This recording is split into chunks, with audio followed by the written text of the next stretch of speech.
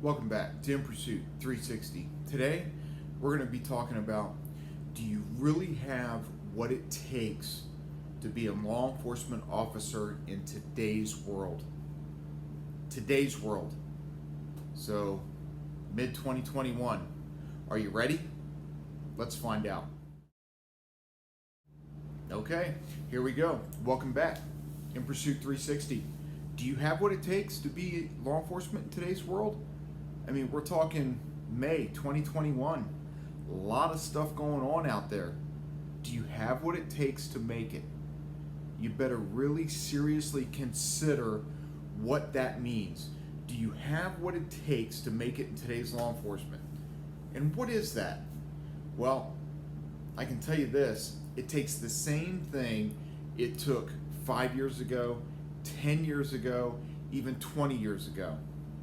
It takes courage, it takes integrity, and it takes professionalism. So do you have what it takes?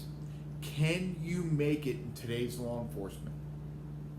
You know, you sit there and you watch the media and you listen to people and they're ranting and raving and oh, police violence and oh, defund the police and why in the world would anybody want to get into this profession? Well, it's like that one person on Cop said one time in an episode. He said, being a law enforcement officer isn't what you want to do. It's who you are. So yeah, it's who you are. So no matter what's going on in today's world, if it's who you are, if you have that calling, that's exactly where you're going to be. So the courage. So is it running into gunfire? Yeah, sometimes it is. Is it stepping out in front of a speeding car in order to pull a child out from danger? Yeah, sometimes. But you want to know what real courage is? You want to take real guts? Real guts is being able to step up to one of your brothers or sisters and literally grabbing a hold of them physically and stopping them from doing something wrong. That's courage. That's courage. To stop somebody, one of your own brothers or sisters, from doing something wrong. I don't know what in the world has gotten into some of these law enforcement agencies that are out there where they are sitting there, and I hate to say it, Chauvin and George Floyd. Perfect example. What in the hell were those guys thinking? Those two police officers that were standing there watching what was happening and did nothing. Did they stop showing the Rodney King videos? Did they? I don't know. When I went through the academy back in 93, it was pretty fresh on the mind. They were showing Rodney King videos and they told us you have to have that ability, that courage to be able to step up and pull somebody back. Pull somebody back that's doing the wrong thing. It doesn't matter if you only have 2 months on the road and they've got 20 years. Doesn't matter. You have to have the courage to do the right thing. Federal civil and criminal law tells you that once you detain somebody, once you put your hands on them, you are now responsible for them as a law enforcement officer. So if you shoot somebody, as soon as you shoot them, you are responsible for them. You have to provide aid. You secure them, you secure the scene, and then you provide aid. You have to. You're required by law, by criminal law, by civil law. You have to provide aid. I don't know what the hell happened out there. I have no idea what happened in Minneapolis. Chauvin got convicted. The other two, I guess maybe they're waiting to decide what's going to happen. But, oh my God, courage. You have to have the courage. You have to have the courage to stand up to your brothers and sisters and tell them, back off. Back off and let the courts make the decision what happens to them. We are nothing but enforcers of the law. Enforcers of the law. We are not judges, juries, or executioners. That's not our job. Do you have the courage to do that? Do you have the courage to look at somebody that's been on the road for 10 or 15 years and tell them, stop, you're doing the wrong thing? Do you? If you have that courage, you belong on the street. Speaking of which, let me say this too. Don't sit there and badmouth the police. Don't sit there and badmouth them and tell them what they should do, what they shouldn't do, how they should do something. Oh, shoot them in the foot, shoot them in the finger, shoot them in the leg. Don't you dare say a word unless you're willing to go through that training. Put on that uniform and strap on that gun and pin on that badge, and then step out on the street with the bad guy. If you're not willing to step out there, shut your mouth and just say thank you. Just say thank you for those officers that sit there and pin on that badge every single day and step out on that street not knowing if they're going to be able to see their families at the end of the day. Especially right now, they're being assassinated. They're being called to false calls so they can be ambushed and assassinated, so they can have their heads kicked in and die in a hospital alone because they're afraid to use the necessary force to stop something because the media has gone absolutely crazy attacking police officers. So I'll tell you this, do you have the courage? Do you have the courage to go out there and do the right thing? Now, doing the right thing, it's not only being able to stop your fellow officer from doing the wrong thing, but it's also being able to stand up to those people that are doing wrong and deal with them appropriately. Too many officers are being hurt today because they have sitting there and they put on kid gloves. Oh my, I can't treat this person this way because then if it videotapes, it'll be perceived wrong. No, you have to have courage and stand up and know if you're doing the right thing for the right reason, you're good to go. You're good to go. I don't care what color they are. I don't care where they live. I don't care what kind of vehicle they're driving. I don't care how they're dressed. If they're doing wrong, they deserve to be treated as if they're doing wrong. Period. Gee, what could I possibly be talking about? Let's talk about the young man that ended up getting shot instead of tased by the female officer. I can't remember names. I don't really care to bring up the specific facts. However, this young man just so happened to be wanted for fighting with an officer and having an illegal firearm. So he had a firearms violation and he was wanted for not showing up in court. Failure to appear. Not that big by itself. However, one of the charges was possession of a firearm. So when they go to arrest him, the male officer that sits there and tries to cuff him, first mistake, leaves the car door open. Should have closed the door. It closes off an escape route. 2, he obviously has rotten handcuff training because he sits there and starts fiddling with his handcuffs and lets the bad guy go. Well, when he lets the bad guy go, the bad guy tries to leap into the car. At which point, considering that he was wanted for a firearms violation, I would have never thought of tasing him. I would have actually drawn my weapon. Let me see your hands, let me see your hands, or I will shoot you. Let me see your hands or I will shoot you. Not, I'll tase you, I'll tase you. She did the right thing, she used the wrong words. The shoot was good. So, officer number 1 failed in the fact that he didn't have proper handcuff training, he didn't close the door, and when the bad guy went to bolt, he should have taken him and face planted him into the pavement. But because we're so worried about how we treat the bad guys these days, we have to be gentle, we have to be kind. Who knows if they're videotaping? I don't want to end up on the news and charged. Screw that. If you're doing the right thing for the right reason, they get what they deserve. I don't care what case you look at that's been in the media lately. If you sit there and look at it, every single one of them was breaking the law. Every single one of them failed to follow instructions. And this includes Floyd. Now, I am not saying that Floyd deserved to die. Every death, regardless of how it comes about, is a tragedy, right? But if he would have followed instructions, he'd still be alive too. And if Chauvin was an asshole, then he would have ended up getting charged anyway, or at least civilly responsible.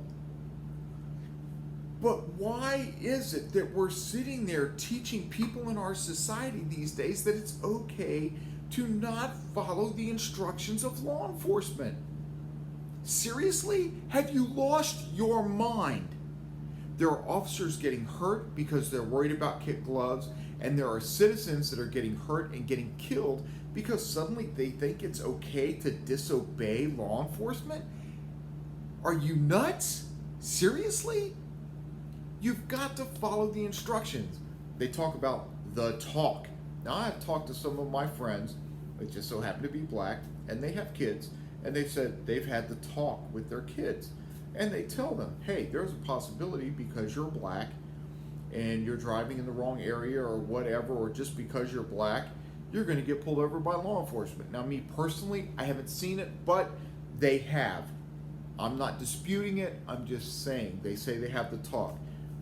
The talk includes, don't give them any reason to react. Don't give them a hard time. Don't question their authority. Do exactly what they say. Right? That's the talk. Be prepared. This is going to happen to you because of your skin tone. Be prepared. This is the talk of what to do. Right? None of these people that have been killed or wounded who have had the talk have done what they were told. They want to dispute everything. They want to argue. They want to try to escape. They want to fight. They want to fight, and they wonder, the family sits there and wonders why they got hurt. And society, because everything is so divisive right now, because everybody wants to pit us all together against each other, it's a white against black. It's not. It has nothing to do with color. Zero. Nothing. More white people are killed by white police officers than black people are killed by white officers. But nobody wants to look at the facts. All they want to see is what's put out on the news. This is big. This is big. And I've gone off on a rant. Do you have courage? Do you have the courage and integrity to deal with this? Because this is everyday law enforcement right now. Right now, this is it. Every day, this is what we deal with. This is what's going on in our real world. Are you ready for it? I hope you are. We need you. We need law enforcement officers. We need law enforcement officers with courage. We need law enforcement officers with integrity. And we need law enforcement officers with professionalism. All three of those, the keys. I was always told by an old friend of mine who was an Atlanta City police officer for many, many, many years, that, they used to call them pigs, right? Pigs was the big term. He goes, yeah, that's right. Pride, integrity, and guts. Pride, integrity, and guts. Pig. Yeah, I'm a pig. I have pride, integrity, and guts. Do you? Do you have pride, integrity, and guts? Do you have courage? Do you have what it takes to get out there on the street, do what's necessary, and then back it up? I always told my guys in the many years that I've worked the street, whether it be local, whether it be federal, you have to be able to articulate the facts. Articulate exactly what happened in the moment. Why did you make the decision you made? What facts did you use to make that decision? What laws and case law are involved in you making that decision? You, unfortunately, as a law enforcement officer, have to be able to tie all that together in a pretty little bow. And it's got to be really pretty and tied off tight. No matter what the videos show, no matter what audio recordings show, you have to be able to put that whole package together. And I hope that you can. I hope that you will. I hope you take the time to learn how to do it. I'll tell you what, you stay with me, you come back for a few more episodes of In Pursuit 360, and I'm going to help show you how you articulate those facts. We're going to go over some of these cases that have happened recently that are all over the media that we keep hearing about. And we're going to talk about what's right, what's wrong, and how would we articulate the facts as to what's happening in that very moment as to why the decisions were made that were made. We need some young people. We need some people out there who are willing to pin on that badge and strap on that gun and put on that vest and go to work every single day to help protect us. My time is done. I need you. I need you out on that street. I need you out there protecting us. Oh yeah, and by the way, federal law enforcement. Here's the funny thing. You talk about the media and federal law enforcement. You hear about a Spotsylvania County deputy who responded to a call and ended up shooting a subject 10 times. The guy's still alive. Anyway, shot a guy 10 times. He's still alive. Thank goodness. It was a complete misunderstanding. It was a terrible accident. Terrible accident. But it sounds to me, I wasn't there. All the evidence isn't in yet, but it sounds to me like it was just a bad accident. It was a terrible accident, right? But it's hitting national media now. It's getting out there. White deputy, black suspect, shot 10 times. Oh my goodness, how terrible is this? However, did you know that about 2 or 3 weeks before that, there was a Pentagon police officer who came down from his apartment at about 3 o'clock in the morning, saw a couple of guys trying to break into a car. He challenged them. They jumped into the car, and the Pentagon police officer opened fire and killed 2 of them. He killed 2 people. He killed 2 black suspects.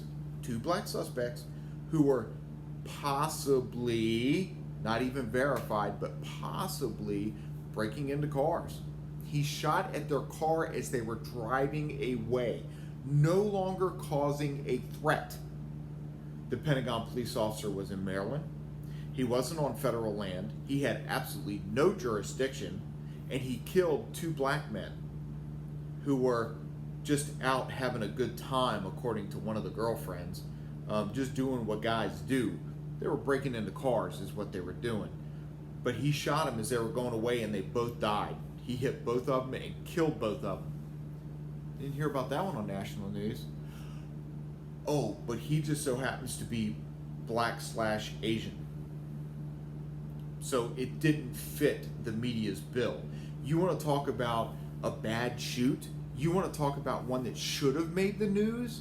You want to talk about one where they definitely need to make sure to prosecute this guy? And oh, by the way, he had 2 prior incidents where he was acting outside of his jurisdiction, one of which he actually brandished a shotgun in the lobby of his apartment building at a female that he didn't feel actually belonged there. But you're not seeing that one on the national news, are we? No, because that one doesn't fit the bill. So, not trying to get overly political here, but do you have the courage to fight through all this? Do you? I hope so, because I need you out there. And we're coming up on Police Week. So as Police Week approaches, I'm going to highlight some of, unfortunately, the officers that we've lost this year that will end up being honored on the Law Enforcement Officers Memorial in Washington, D.C. Again, please hit that like button, subscribe, hit the bell notification. You'll know when my next video comes out. You have a great day, and don't forget, In Pursuit 360, I need you out there. You have a safe day.